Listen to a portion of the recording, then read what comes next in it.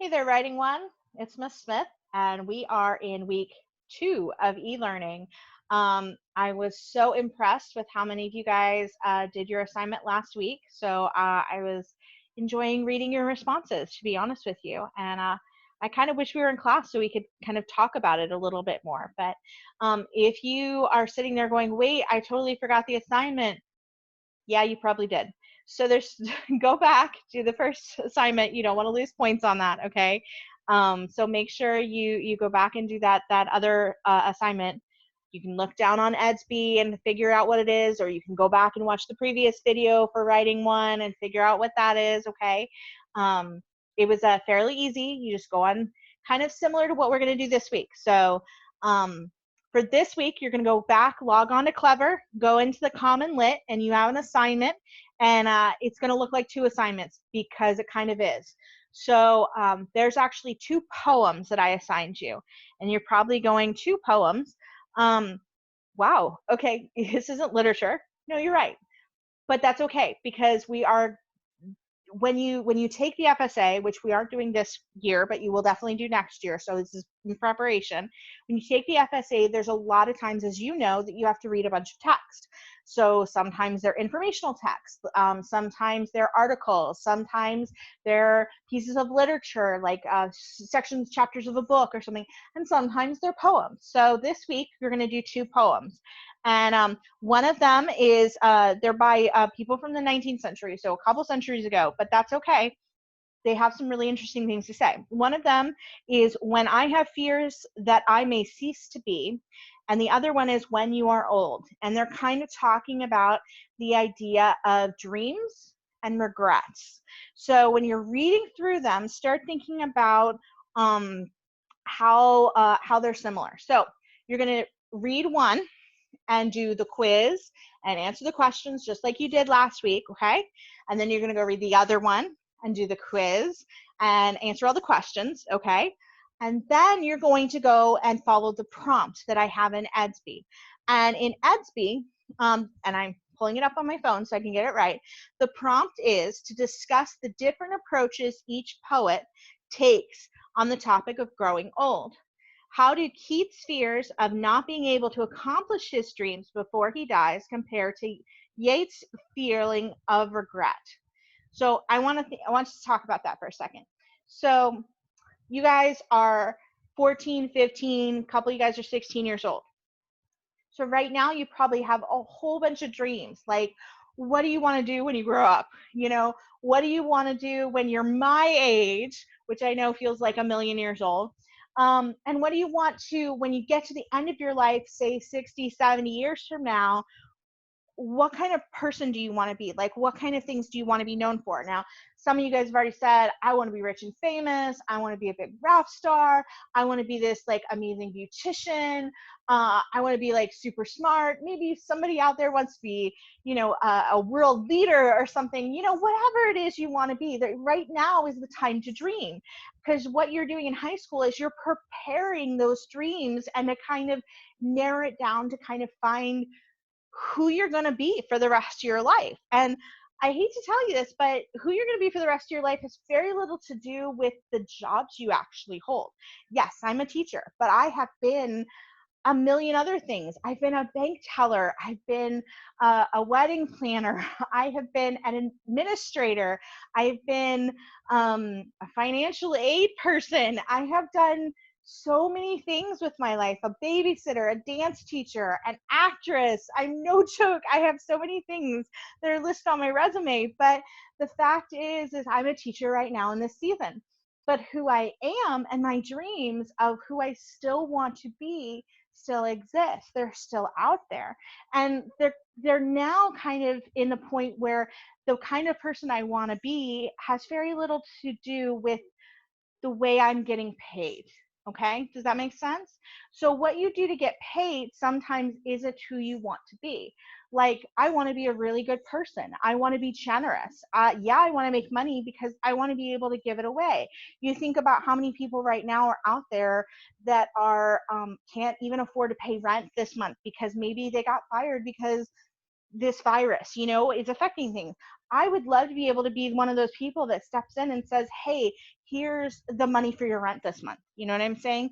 Wouldn't that be cool? I mean, like, to be able to do that, I mean, it blows my mind. I would love to be one of those people. I would love to be one of those people that goes and just drops, like, being able to do stuff like that all the time. You know, you hear about those people that like pay off people's layaway bills, and oh my gosh, that would be so cool. I think it would just be really cool. So like, that's just one of my dreams. Like, I'd really like to be in that position in life to be able to do that.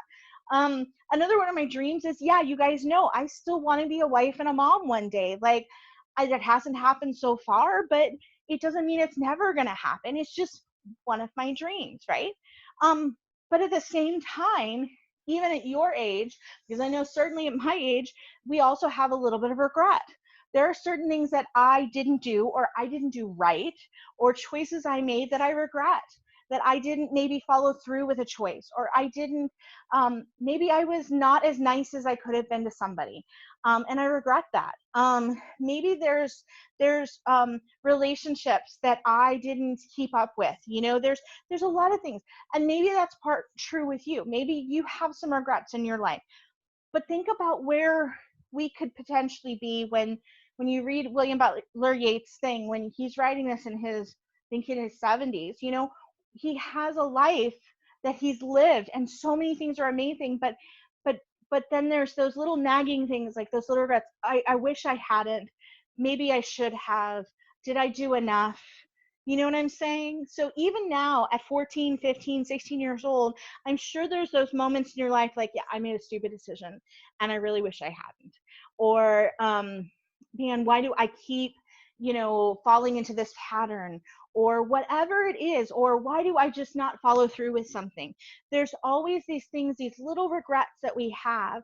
Now, we have essentially at that point, we have these dreams of doing something, and we have these regrets that basically keep us from doing that. So I want you to start thinking, when you do your essay, your reflective essay, is essentially what is the difference between the two, and where are you going to be? You know, I want you to make it really personal. You know, think about what we did last week with the idea of failure.